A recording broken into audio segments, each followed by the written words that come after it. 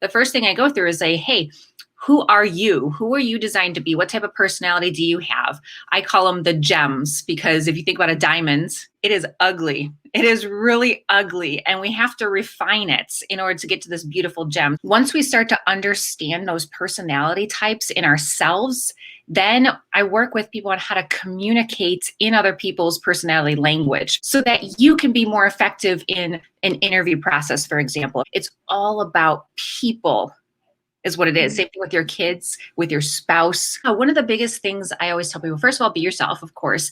Second of all, don't even go on an interview unless you are extremely passionate about the company and the role. And then when you go into the interview, I always make sure that you guys have what I call a value proposition. You know who you are and you know the value that you have to offer a company. Yeah, you're a mom. You have organizational skills. You have time management skills. You have project management skills. Take those. Those are transferable skills.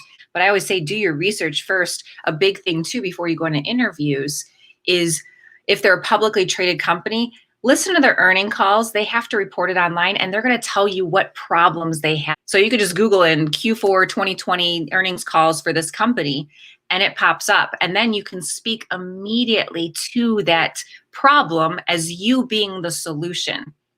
Take a doctor mentality saying, yeah, I'm the solution. I'd rather have you say, I'm going to spend the time, hours of figuring that out and apply to 3 companies and get 2 or 3 interviews and get an offer versus so many people, they apply, and they're like, oh, I got an interview. And then they go through the interview process and then they wait.